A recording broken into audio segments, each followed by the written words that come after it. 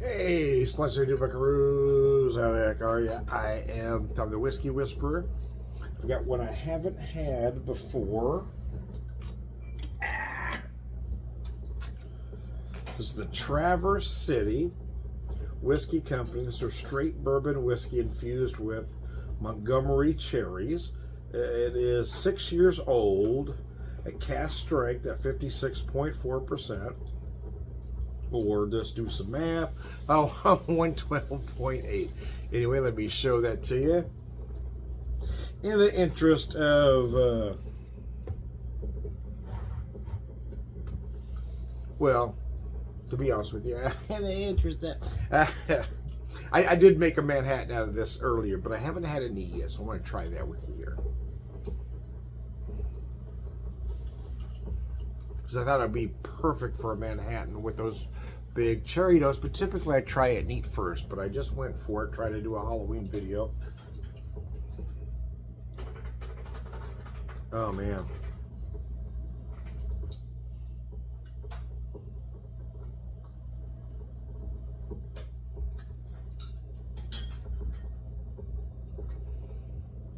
Boy, you never know that was 112. Although I have been told that I may be impervious to it. I drink a lot of Cask and don't make a face. I do like a big whiskey. I do. I'm not impervious to the effects, unfortunately. But yeah, I mean, it takes a lot to make me feel a burn. I mean, it's really got to be serious, bad rock gut stuff for me to feel a burn, or hot, as some would say. A friend brought in some whiskey to share the other day, and it was 100 proof Irish. And he thought it was awful hot, and I didn't feel any burn at all. For me, it wasn't hot at all, but that's how he felt it.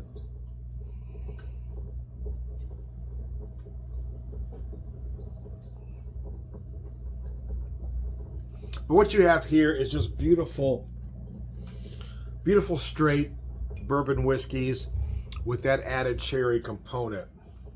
And it is just gorgeous. Here I have bottle number 162 of 231.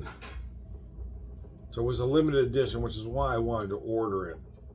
I'll never be able to get it again because I'm sure they're gone by now if I got 162. But by the time I was able to order it, well, that's where we were.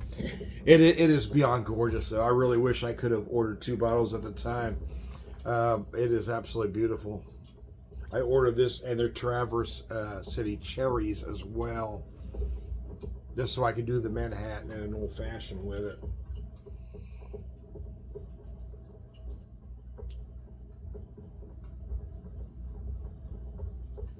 So you do get a little sweetness up front. You do feel those cherry notes. And you feel those beautiful bourbon whiskeys, the notes that accompany that. And you're certainly going to feel a lot of vanilla.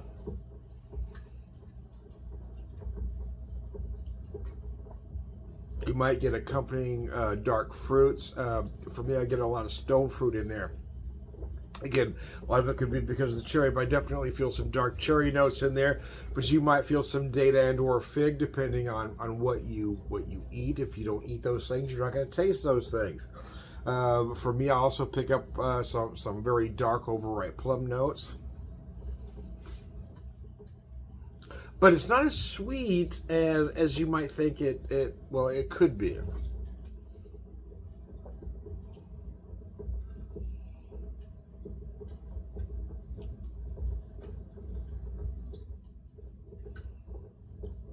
I feel like I'm getting a hit of molasses in there. You may feel this very dark brown sugar. I also feel like I get just a touch of maple in there as well. And a very nice amount of barrel in the finish. A lot of big spice notes. Almost like a mixed baking spice. Typically you get cinnamon ahead of everything else. But here I'm not feeling that. I'm feeling some allspice, some cinnamon, some clove, maybe a little nutmeg in there as well. But again, that's really going to depend on you and how you feel spice notes, if you're familiar with all those spice notes. Like I said earlier, you're not going to taste things you don't know. So if you don't eat these things, if you're not extremely familiar with, you're not going to feel it that way.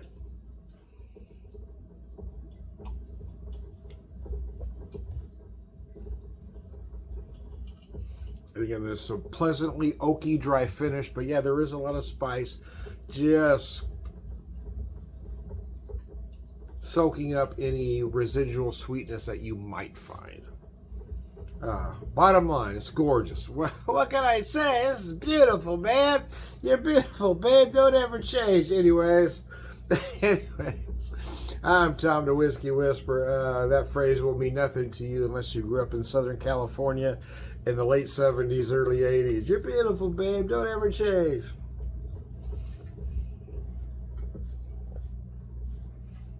Reputa the Buddha. Reputa the Buddha. Reputa the Buddha. Sit down here, let me shimmy up the ladder of your love. Anyways, all of a sudden my youth just came flooding back. I am Tom the Whiskey Whisperer, Whiskey Evangelist, prolific whiskey drinker, purveyor of wisdom, and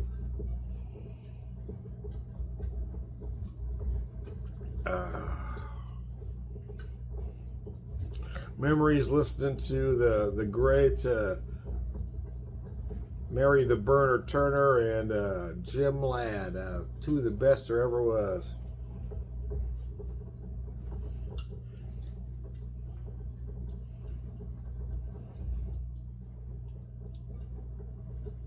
The Tom Petty song, The Last DJ, was said to be inspired by the great Jim Ladd. But anyways, one more time, whiskey, all around good guys. Sláinte, thanks for tuning in.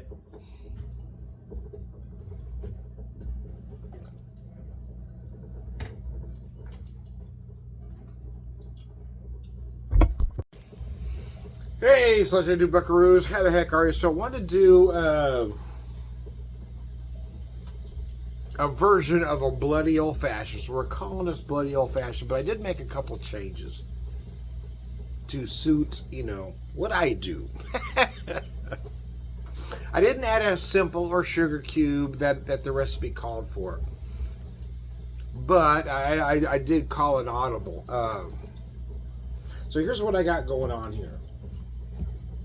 And a lot of it is the whiskey, right? So I made a conscious choice to use this Traverse City Whiskey Company straight bourbon whiskey infused with Montgomery cherries. This is their barrel-proof version at 112.8. So I use that. So that's already got some cherry flavor in it, right?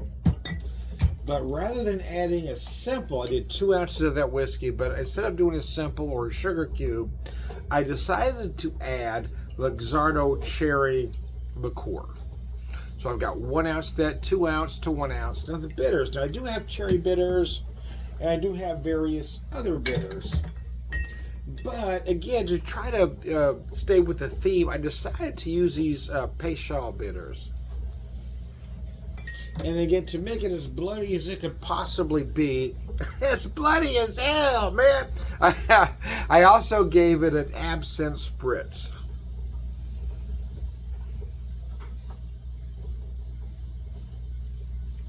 So to recap, Traverse City Cask Cherry Whiskey, Luxardo Cherry Liqueur, Peychaud's Bitters, and just a spritz of some absinthe. To really just to heighten the aromatics mostly, because you got the cherry, so a bloody old-fashioned Sláinte.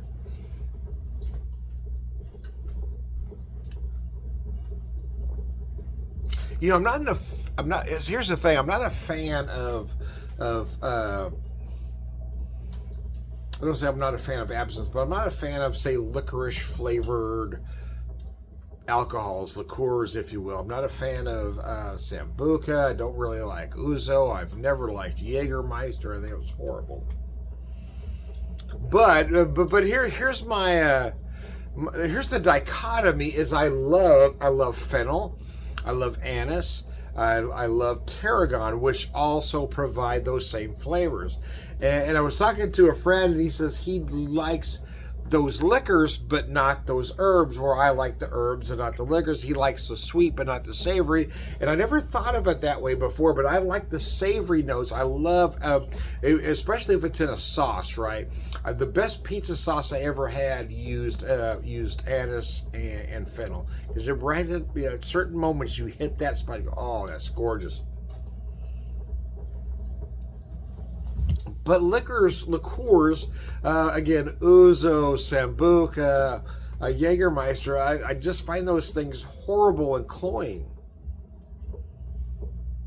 So why do I like the absinthe in here? That's the $64,000 question. Why do I like that absinthe in there? I don't know. Other than I do like those aromatics, those slight herbal notes that it adds that aren't sweet and cloying. Because I love the aromas of, again, anise, fennel, tarragon especially. So it almost adds. I've got a semi-sweet cocktail and those herbal aromatics. For me, it works. Anyway, I know there's a little bit of a dichotomy going on there, but nevertheless, gosh, that is tasty though. The one thing I like about the absinthe rinse is that it does quell that sweetness a little bit. So the Luxardo cherry liqueur is rather sweet, which is why I didn't want to add a sugar cube or another or a simple. I didn't want any other sweetener in there. But I wanted to use that product again to get to that really, that blood moon, whatever, old fashioned, that bloody old fashioned, if you will. That Halloween theme, get to that color. I wanted to add that rather than a sugar or anything else.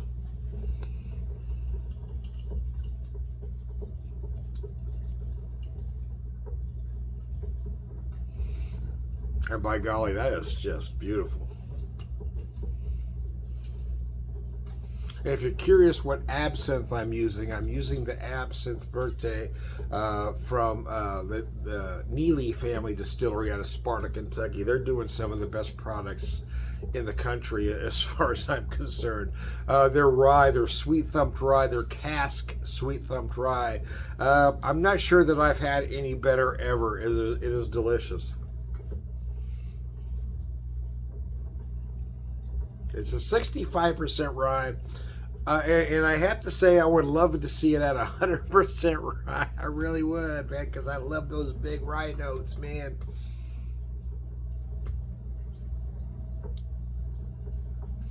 But yes, but for the cocktail that I was going for, this is why I really wanted to use this Traverse City Company whiskey. It is rather impressive, I gotta tell you.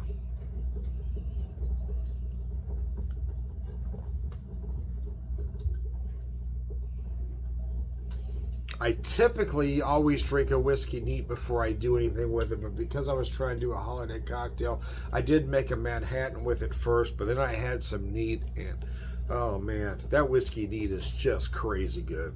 After this cocktail, in all honesty, it'll probably be neat the rest of the way. I really would like to say that, but it is perfect for a Manhattan. It is tailored with those slight cherry notes. It is tailor made for a Manhattan. But anyways, I really wanted to have it in this cocktail with that Luxardo cherry liqueur, and then I have the Traverse City cherries as well in there. I needed to do those things right. I had to have it exactly that way just one time just to see, and man, it is absolutely gorgeous.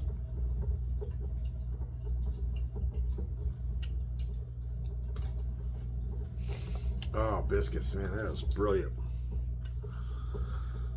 Oh, as we get close to, wow, it's almost November, man. Where'd the year go?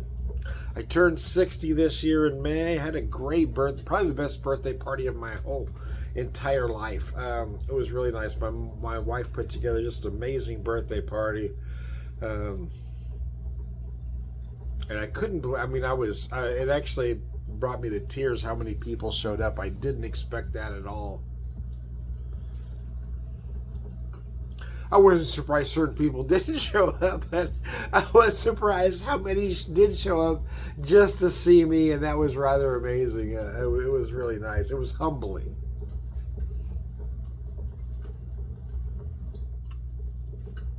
Because I've never been one to really want a birthday party. And you know, for various reasons, I've always had some self-esteem issues, so I never thought anybody would really want to come. But the fact that so many, you know, did came, and we did say no presents, and so many people brought me presents, mostly whiskey. It was just, I mean, like I said, it was very humbling. I don't know that I've ever had a gathering of friends like I have now. It is rather amazing.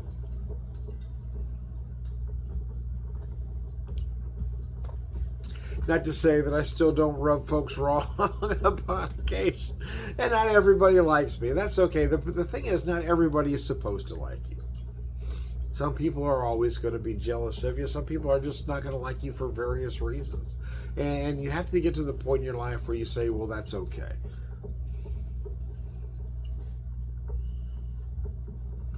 A lot of it for me is I've always been just this brutally honest person with no filter. And I can't help that. I have Tourette's, which, you know, acerbates that. And not everybody gets that. And that's okay, too. I never mean to intentionally hurt or insult anybody. But sometimes those things just come out because, again, I'm just brutally honest.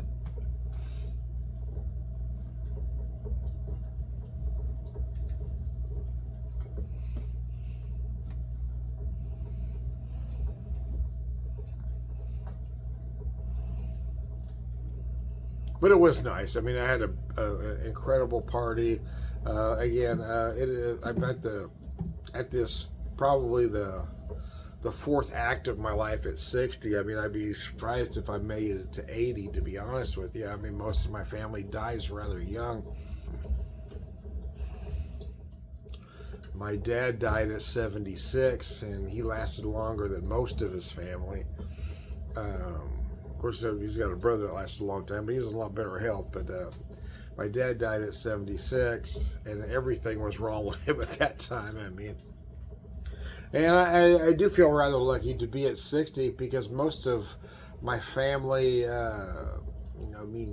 uncles, cousins, whoever, at my age have already had 1, 2, 3 plus heart attacks, and I'm clearly way overweight, obese by standards, I guess. Although I am trying real hard to work on that, but even at 60, my last physical, my blood pressure was 120/70.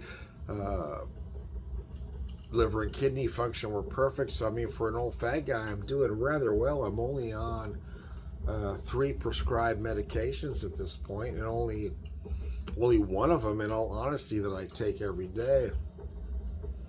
So I do feel lucky. I do feel rather blessed. I just need to do some things, change some things up so I can be around a little longer than most of the rest of my clan has in the past. Like I said, my dad died at 76, and other than his brother, a couple of sisters, but they've all had different lives than he did. But I mean, his father died young, grandfather died young. As most of you know, my wife and I lost our son at 14, so to leukemia. So yeah, I mean, I would like to find a way to be around longer for my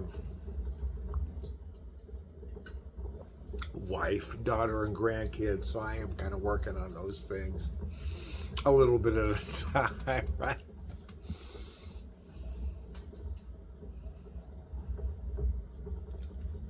But I have cousins that are just a couple, 2 to 3, 4, or 5 years older than I am, that have had several heart attacks at this point, that weren't in seemingly worse health than I am. But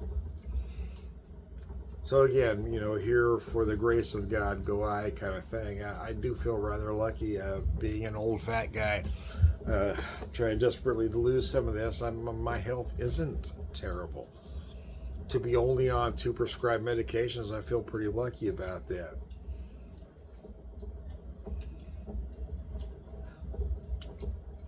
But I'm also wise enough to know I do need to make a few changes. We are trying to change our diet a tad, but I'm trying to do it subtly.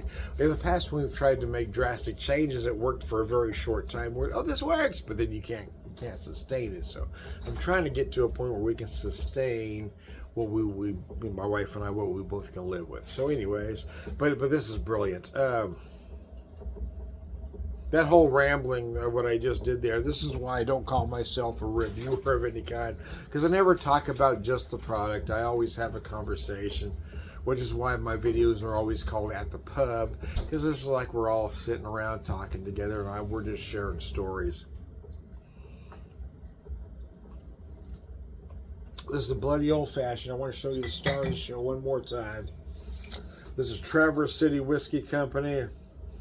Straight bourbon whiskey infused with cherries. This stuff is just drop dead gorgeous. I did have 2 ounces neat. It was wow good. I had some as a Manhattan and now as an old fashioned, and now I need to put the bottle behind everything else and forget it exists until about Thanksgiving, so I don't drink any more of it, because I'm going to be tempted, because it really is just that good. These Traverse City products, oh, good Lord. Good Lord. They're absolutely amazing. So anyways, in conclusion, in conclusion,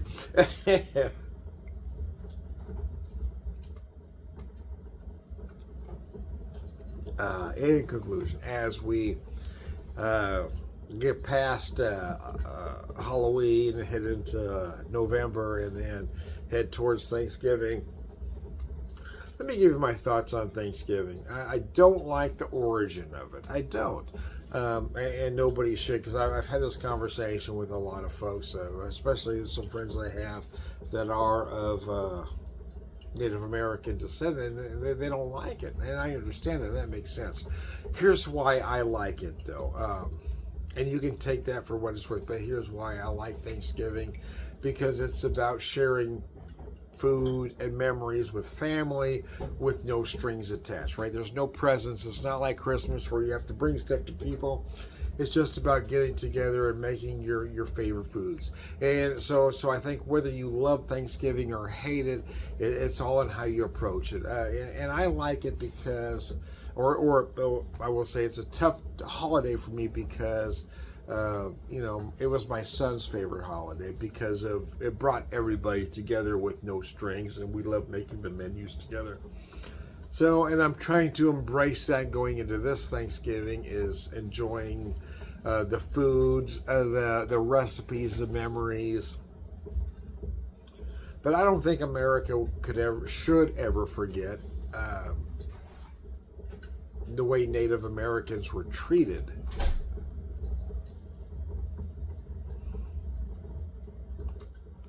And it does bother me a lot that there are so many people in this country that don't want the truth to be taught. That is bothersome.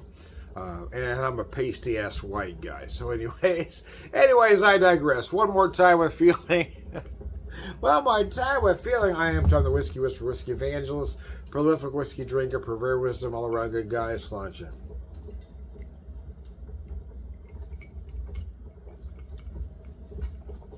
I was going to knock it back, but the ice got in the way. So one more time. Let's pretend that other take didn't exist. And I never edit anything, man. Warts and all, mistakes and all. I always leave it all in there because that's what life is about, man. Life is about making mistakes, screwing up, but being able to admit you're wrong. And that's what bothers me a lot about certain folks in society, is they don't have the ability to say, hey, I screwed up.